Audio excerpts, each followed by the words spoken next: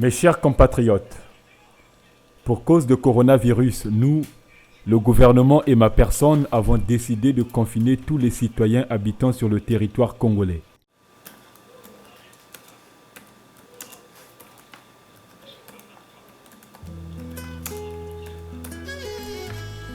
Tony est un jeune garçon modeste, habitant de la ville de Pointe-Noire. Soucieux de ses diplômes qui traînent dans son armoire, il est sans emploi et vit à ses dépens tous les jours des petits boulots. Devant l'impératif du confinement, il se pose 1000 questions fondamentales, parmi lesquelles comment ferait-il pour vivre en ces temps-ci? En temps normal, vivre pour lui est une difficulté, mais surtout, comment vivront tous ceux qui mangent, se déplacent, dansent, s'habillent grâce à leur boulot? Cette question est fondamentale pour plusieurs inquiétudes. Comment fera l'enseignant? Où trouvera-t-il de quoi nourrir sa famille? Cette légitime question mérite une réponse bien grave, mais laquelle donner? C'est alors pendant ce confinement qui s'imposa à Tony et aux autres qu'il découvrit la capacité de réadaptation de plusieurs personnes, dont quelques proches qui surent se réinventer.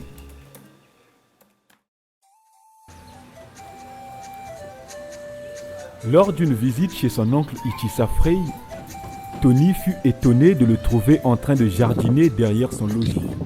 Lui qui d'habitude passe toujours son temps hors de chez lui. Parce que, au sommet de son travail d'ingénieur, Itissa est un homme très occupé. Mais ne pouvant travailler comme nous l'avions vu, le pays est à l'arrêt. Itissa doit continuer à vivre.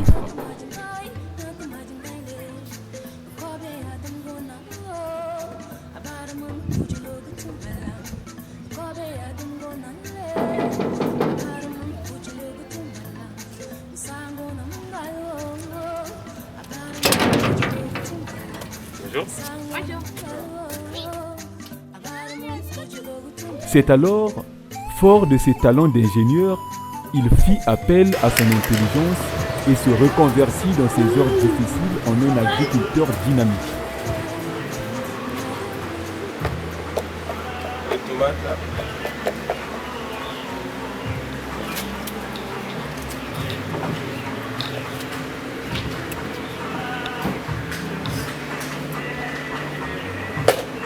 C'est tout petit quand tu viens là-dedans. Même derrière là-bas, il y a aussi d'autres. Derrière là-bas, il y a aussi d'autres. Oui, on peut faire. En tout cas, il y a les tomates, les dongos, les choux. Les choux. Attends, je te dis avec quel plan parfois il avait commencé. Il a commencé comment? Avec les combos. Il a commencé avec ses combos. Il a commencé avec les combos après? Après, il a encore fait ici, encore là. Là. Les tomates, ce sont les troisièmes. Il a commencé d'abord par ça. Après, il a commencé par ça. Après, il a commencé tout par ça. Mais tout est partout. Vous avez mangé ça? Non. C'est lui qui coupe trop comme ça, après il mange. Vous n'avez même pas appelé, ouais. Vous avez mangé les combos sans moi. Non, dedans. C'est pas grave. On a encore des combos devant. Ok. On va voir papa. Bonjour papa. Bonjour. J'étais un peu étonné de voir tout ce jardin en arrivant. Donc j'aimerais que tu me parles un peu. Parce qu'à la base, moi je sais que c'est pas ça ton travail. Mais je suis étonné de voir là, le petit frère m'a dit qu'il y a des tomates, des gombos, même des choux, des épinards, donc je suis un peu étonné. Mais qu'est-ce que vous voulez? Ce sont les réalités du pays. Et la crise que tout le monde subit, la maladie, la pandémie. Donc on était carrément isolés puisqu'on ne pouvait plus aller au marché, surtout au début. Donc il fallait avoir un peu l'esprit de créativité. Donc comme il fallait s'isoler dans des parcelles, Donc on ne pouvait pas quand même aller chercher tout parce qu'on n'en avait plus. Parce qu'il y avait rupture des produits. Donc ici par exemple, il y avait des gazons. Bon. On a voulu un peu changer parce qu'on ne pouvait pas manger le gazon. Au moins le gomo on pouvait prendre puisqu'il y avait des épinards. Bon voilà le reste des épinards qui restent là pour prendre un peu des graines. Il y avait des légumes qu'on appelle souvent l'endive, on en avait. Donc c'est ça, c'est la base de la pandémie. Il fallait transformer, donc changer un milieu restreint en un milieu commercial où on pouvait avoir de quoi manger pendant cette crise. En fait, dans tout ça, moi, tout ce que je retiens, c'est on peut tout faire, il suffit seulement d'avoir la volonté et puis... Aujourd'hui, il y a ce qu'on appelle la polyculture, où on peut même planter sur l'eau, où on n'a même pas d'espace, on n'a même pas de sol, on peut planter. Donc on peut rendre tout espace utile pour trouver de quoi manger. Question juste de la volonté et avoir un esprit de créativité. S'informer et se lancer. Ça, je l'ai fait pas à titre commercial, mais c'est à titre personnel pour la petite famille. Rendre un endroit non productif, un endroit productif, ça veut dire qu'un endroit qui n'était pas cultivable peut devenir, avec toute la technologie que nous avons, les techniques cultivables.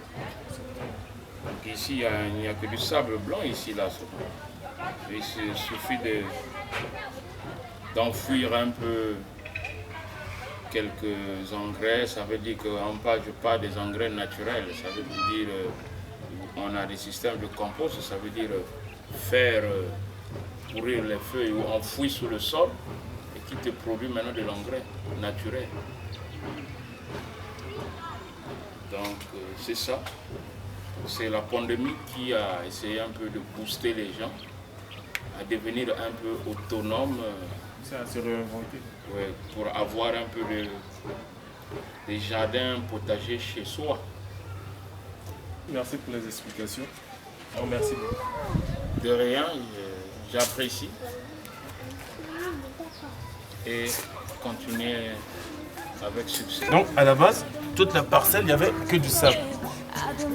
Donc, ce qu'il a fait, c'est qu'il a arrangé un peu partout. Là, il y avait les gazons, il a enlevé. Et il a mis, qu'on appelle, je ne sais pas comment l'expliquer, il a travaillé le sol, il a d'abord enfoui les feuilles comme on a vu auparavant. Ensuite, il a commencé à planter tout ça. Voilà, c'est un peu ça.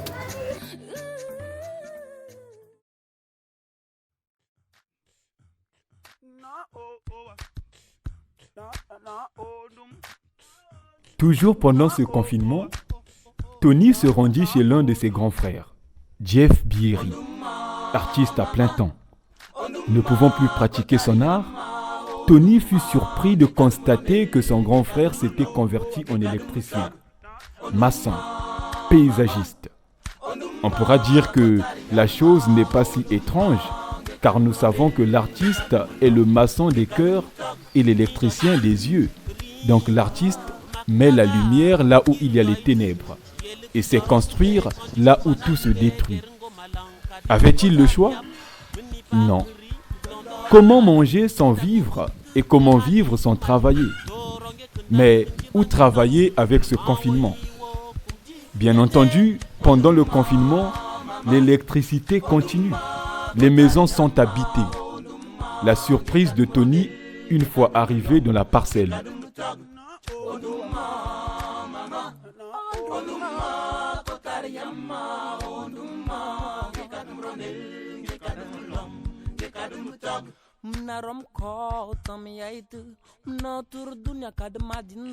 Je veux par ces quelques phrases te dire ce que je ressens. Au-delà des mots, exprimer mes sentiments. N'est pas cric dondo kumalang. Juste Tony, c'est comment? Ah, ça va. Ah oui. Ça va? Alors, comment se passe le confinement? Ah, c'est difficile, mais bon, on s'en sort. J'ai vu que la cuisine a poussé. Ouais, Il y a bon. là de toi et tout ça. Ouais, écoute, quand on n'a rien à faire, on s'occupe quand même. Ouais, je vois ça. Ouais. Ça a poussé. Si j'avais... Je ne sais pas, hein. Moi je m'ennuie à la maison. je m'ennuie. Bon, sinon... Bah, ça va. Je suis là. La famille, tout ça. Bah, ça marche. J'ai vu là qu'il n'y avait personne, ils doivent être à l'intérieur. Bah ouais, tout le monde à l'intérieur. J'ai que mes poules à côté. Oh oui, j'ai vu, j'ai donné des bouts de pain. J'ai mes poules, les gosses sont dans la maison, madame. Non, ça va, on est là. La dernière fois j'étais venu, mais comment t'es arrivé, c'est-à-dire l'idée de construire un truc? Alors, à la base, t'es même pas maçon, hein, moi, ce que je me trompe. Bah non. Bah écoute, tu sais, la journée, on a 24 heures. Quand on avait des spectacles, on avait des choses à faire, bon, on pouvait s'occuper autrement. Mais là, tu te rends compte que tu passes 24 heures à dormir, manger. Tu essaies de faire ce que tu as l'habitude de faire, j'écris et tout. Après, ça ne suffit pas, tu as le temps, quoi. Physiquement, il faut s'occuper.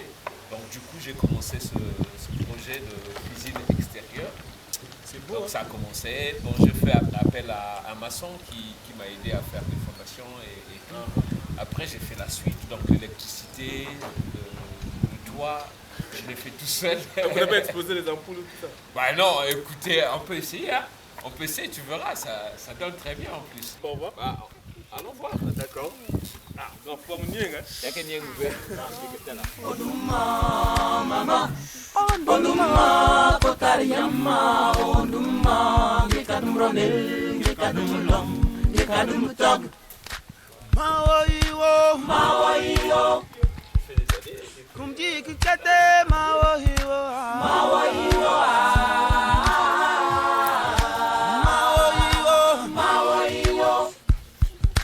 kumji kikete mawoiwo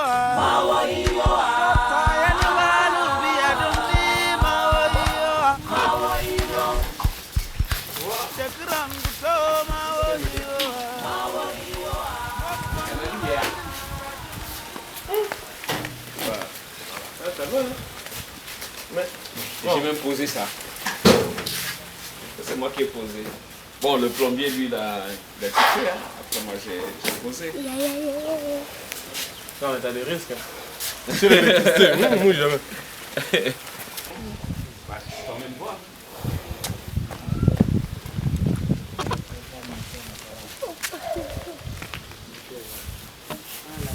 Donc, c'est un petit débarras. J'ai même fait l'installation. Là, vous êtes... Ah, bah oui. J'ai mis la serve. Moi, tu m'as appelé. J'ai même mis la charpente. Ah bah oui. Ça, d'ici demain, je mettrai des tonnes. Et ici, on vient d'installer la plomberie. Donc demain, on va construire des regards. Et voilà. Ça avance. Merci de partager. Mais le jour qu'on m'appelle, non, grand, non,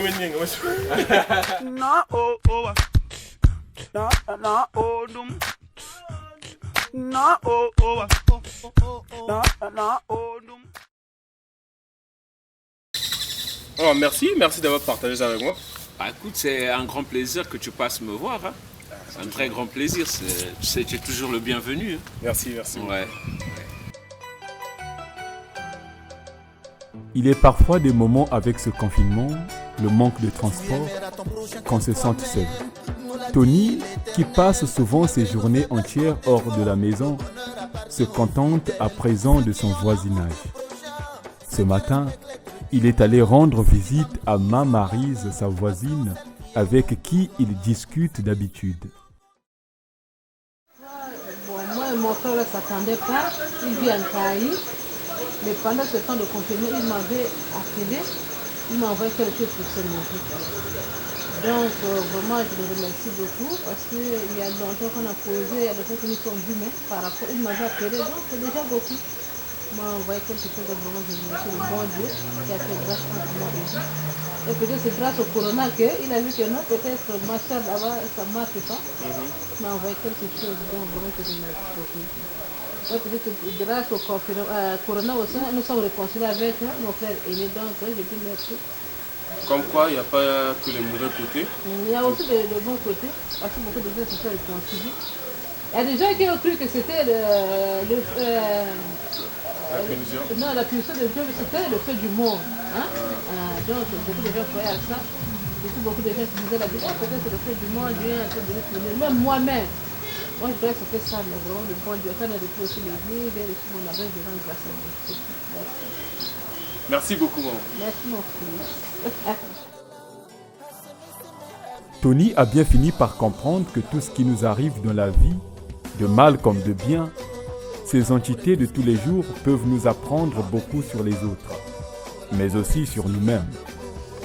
Tony comprit que l'existence, même dans ses retranchements les plus aboutis, les plus sombres, les plus injustes, nous apprend que ne jamais baisser les bras et ne jamais désespérer est une marque de survie. Nous pouvons sans contester être tous tributaires de ce qui nous arrive. Nous avons peut-être tous pensé au mal de l'humanité, à sa décadence, à sa chute, mais par-dessus tout, tant que nous vivrons encore, nous pouvons toujours espérer et tout ira bien. Comme on le dit chez moi. Aujourd'hui, Alhamdoulilah, ça va. Et demain, tout ira mieux.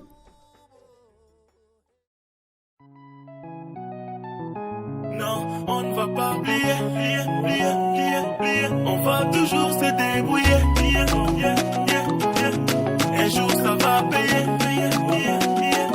Mais si un problème tu as oublié, on ne voit que côté, on ne vise que côté, on pense que côté, et notre devise c'est côté.